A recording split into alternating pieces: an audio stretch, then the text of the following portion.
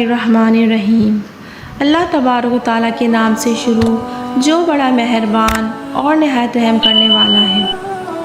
حضرت آدم علیہ السلام سے پہلے دنیا میں کیا تھا؟ یہ وہ سوال ہے جو ہم سب کے ذہنوں میں آتا ہے۔ کائنات میں انسانوں کے بسنے سے پہلے آخر کیا تھا؟ ایک صحابی نے حضور صلی اللہ علیہ وآلہ وسلم سے سوال کیا کہ اللہ کے رسول، زمین اور آسمان کو پیدا کرنے سے پہلے ہمارا پروردگار کہاں تھا؟ آپ صلی اللہ علیہ وآلہ وسلم نے فرمایا کہ تب اللہ کے سوا کچھ نہیں تھا، پھر اس نے پانی پر اپنا عرش بنایا، گویا یہ اس کائنات کی ابتدا تھی۔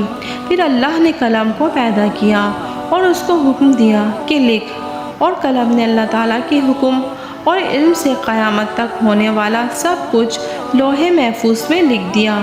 اس کے بعد آسمان اور زمین کی 6 دن میں تخلیق کی گئی۔ یمن سے آئے ہوئے ایک وفد نے حضور صلی اللہ علیہ وآلہ وسلم سے کہا کہ ہم آپ سے دین کی سمجھ اور قلم کی ابتدا جاننے کے لیے آئے ہیں۔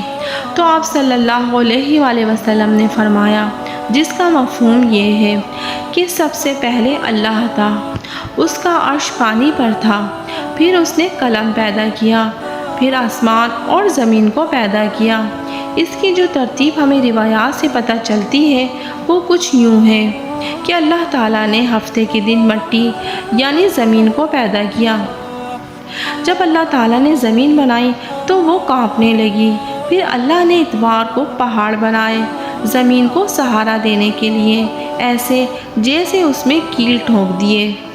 پیر کے دن اس میں درخت اگائے، منگل کے دن تکالیف، مصیبتیں، جراثیم اور بیماریاں بنائیں۔ بدھ کے دن نور کو بنایا، جمعرات کو زمین میں چوپائے بنائے اور انہیں پھیلا دیا، اور پھر جمعے کی آخری گھڑیوں میں یعنی عصر کے بعد آدم علیہ السلام کو پیدا فرمایا۔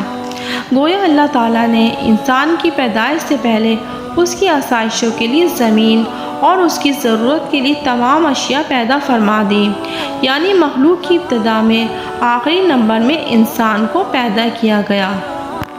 اور نسل انسانی میں سب سے پہلی تخلیق حضرت آدم علیہ السلام کی تھی۔ وہ تمام انسانوں کے باپ ہیں۔ انسانوں کی پیدائش سے پہلے فرشتوں اور جنوں کی تخلیق بھی ہو چکی تھی۔ فرشتوں کو نور سے پیدا کیا گیا، جبکہ جنوں کی پیدائش آگ سے کی گئی اور انسانوں کی تخلیق مٹی سے ہوئی۔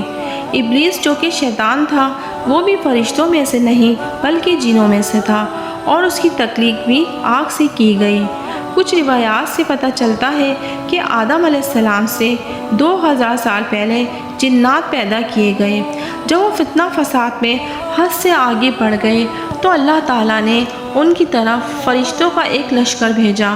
ان میں خوب مار کاروائی ہوئی اور اس میں فرشتوں نے جنوں کو تہس نہس کر دیا، اور وہ سمندروں کے جزیروں میں پناہ لینے پر مجبور ہو گئے، اور آج تک ان کے رہنے کی جگہ یہی جزیرے ہیں۔ ابلیس کا اصل نام عزازیل تھا، اور اس کی نافرمانی پر اسے ابلیس کا نام دیا گیا۔ اللہ تعالیٰ نے جب زمین کو انسانوں کے ذریعے سے آباد کرنا چاہا تو انسان کی تخلیق فرمائی، کیونکہ جنوں میں انسانوں جیسی فہم و فراست نہیں تھی۔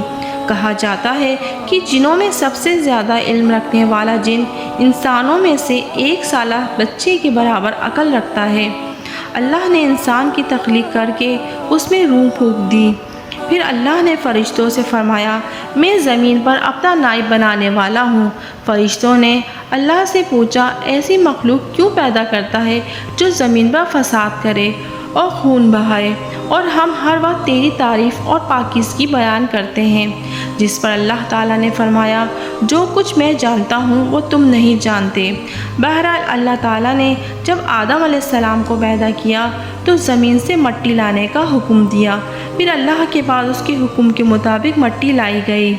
وہ اللہ تعالیٰ نے مٹی پوری زمین سے اٹھوائی تھی۔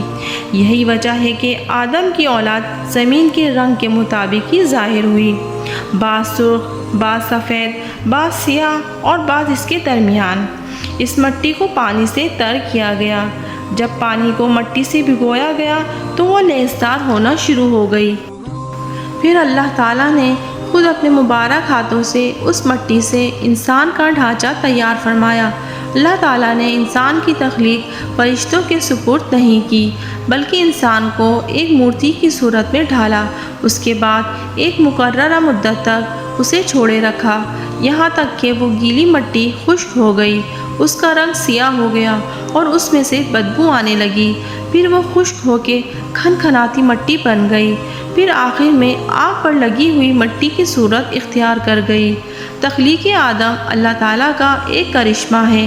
انسانوں کو ایک بہترین شکل عطا کی گئی۔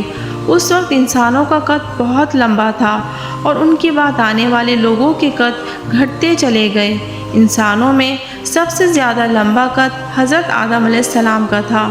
ایک روایت میں حضرت آدم علیہ السلام کا قد 68 یعنی 60 میٹر بیان کیا گیا ہے۔ بہرحال جب اللہ تعالیٰ نے انسان کا ڈھانچہ بنا کر اسے خشک ہونے کے لیے ایک مقرر وقت تک چھوڑے رکھا تو ابلیس یعنی شیطان اس کے ارد گرد چکر لگانے لگا۔ وہ اس ڈھانچے کو ٹھوکر مارتا اور اس میں سے ایسی آواز آتی جیسے مٹی کے خالی مٹکے سے آتی ہے، تو وہ سمجھ گیا کہ یہ مخلوق اپنے آپ پر قابو نہیں رکھ پائے گی۔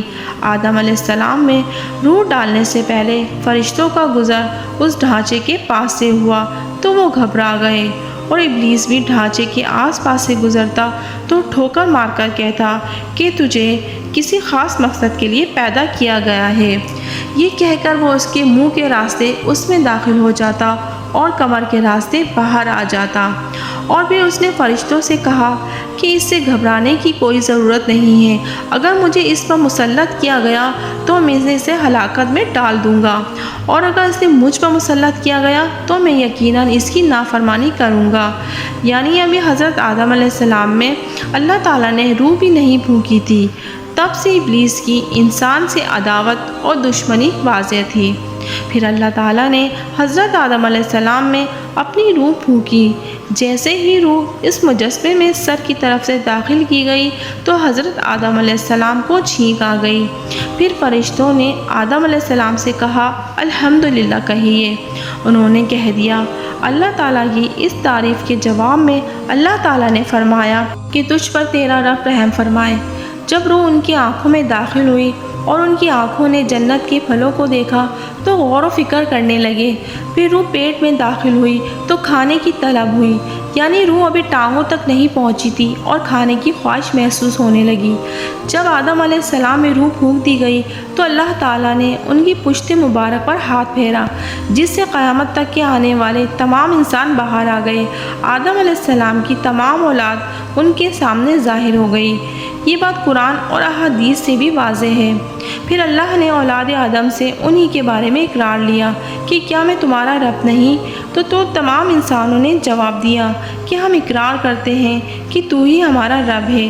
اللہ تعالیٰ نے آدم علیہ السلام میں اپنی روح پھونک کر فرشتوں اور جنوں سے انسان کو سجدہ کرنے کا حکم دیا۔ ابلیس کے علاوہ سب نے آدم علیہ السلام کو سجدہ کیا۔ اللہ تعالیٰ نے ابلیس سے کہا تجھے کس چیز نے سجدہ کرنے سے روک دیا؟ تو اس نے جواب دیا کہ تو نے مجھے آگ سے پیدا کیا ہے اور اسے مٹی سے، گویا میں اس سے بہتر ہوں۔ اللہ تعالیٰ نے اس کی سرکشی پر اسے سزا دیتے ہوئے فرمایا تو جنت سے اتر جا، تجھے کوئی حق حاصل نہیں جنت میں رہ کر تو تکبر کرے۔ ابلیس نے جواب میں کہا مجھے قیامت تک مہلت دے دیجیے، یعنی کہ اتنی لمبی عمر دے دیجیے کہ قیامت تک مجھے موت نہ آئے۔ اللہ تعالیٰ نے فرمایا تجھے ایک وقت مقررہ تک مہلت دے دی گئی ہے۔ پھر ابلیس نے کہا میں قسم کھاتا ہوں کہ میں انسانوں کی گمراہی کے لیے میں تیرے راستے میں بیٹھ جاؤں گا، اور تو انہیں شکر گزار ہرگز نہیں پائے گا سوائے ان کے جو تیرے مخلص بندے ہوں گے، وہ میرے بہکاوے میں نہیں آئیں گے۔ اللہ نے اسے ذلیل و خوار کر کے وہاں سے نکال دیا اور فرمایا کہ ان میں سے کوئی شخص بھی تیرا حکم مانے گا تو میں ان لوگوں کو جہنم میں بھر دوں گا۔ اللہ نے آدم علیہ السلام کو جاہل نہیں بلکہ علم والا پیدا کیا تھا۔ جب اللہ تعالیٰ نے آدم علیہ السلام میں مکمل روح ڈال دی تو وہ اپنے پیروں پر کھڑے ہو گئے، تو اللہ تعالیٰ نے حکم دیا کہ جاؤ فرشتوں کی جماعت کو السلام علیکم کہو۔ آدم علیہ السلام کے جواب میں انہوں نے وعلیکم السلام ورحمۃ اللہ کہا۔ اللہ نے فرمایا یہ تیرا اور تیری اولاد کا آپس میں ایک دوسرے کا تحفہ اور ہدیہ ہے۔ اللہ تعالیٰ نے ابتدا ہی میں حضرت آدم علیہ السلام کو تمام نام سکھا دیے۔ پھر ایک روز حضرت آدم علیہ السلام سو رہے تھے تو اللہ تعالیٰ نے ان کی بائیں پسلی سے اماں حوا کو پیدا فرمایا اور انہیں حضرت آدم علیہ السلام کا ہم سفر بنایا۔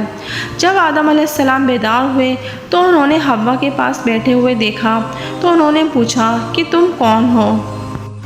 بی بی حوا نے کہا میں عورت ہوں۔ حضرت حوا قیامت تک آنے والی تمام عورتوں میں سب سے زیادہ خوبصورت تھیں۔ حضرت آدم اور حضرت حوا جنت میں رہتے تھے۔ انہیں نور کا لباس پہنایا گیا۔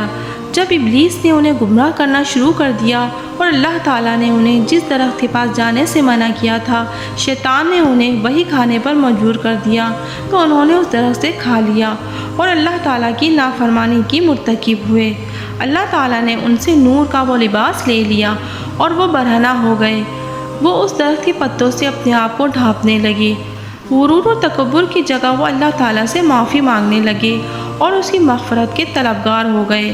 اس سے یہ بتایا گیا ہے کہ خطا انسان کی فطرت کا حصہ ہے کیونکہ وہ فرشتوں کی طرح معصوم نہیں ہیں۔ پھر اللہ تعالیٰ نے انہیں جنت سے نکل جانے کا حکم دیا اور فرمایا زمین پر رہو، اور پھر دونوں زمین پر اترے۔ ان کے ساتھ ابلیس بھی زمین پر اترا۔ حضرت آدم علیہ السلام اور حضرت حوا نے اپنے رب سے معافی کے کلمات سیکھے۔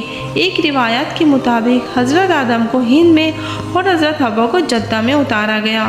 پھر وہ ایک دوسرے کو ڈھونڈنے لگے اور آخرکار میدان عرفات میں ان کی ملاقات ہوئی۔ حضرت حوا نے 20 ولادتوں میں 40 بچوں کو جنم دیا۔ ہر ولادت میں ایک لڑکا اور ایک لڑکی پیدا ہوتی تھی اور اس طرح زمین پر نسل انسانی کی افزائش شروع ہو گئی۔ دوستوں، مزید معلومات کے لیے ہمارے چینل کو سبسکرائب کریں۔ جزاک اللہ۔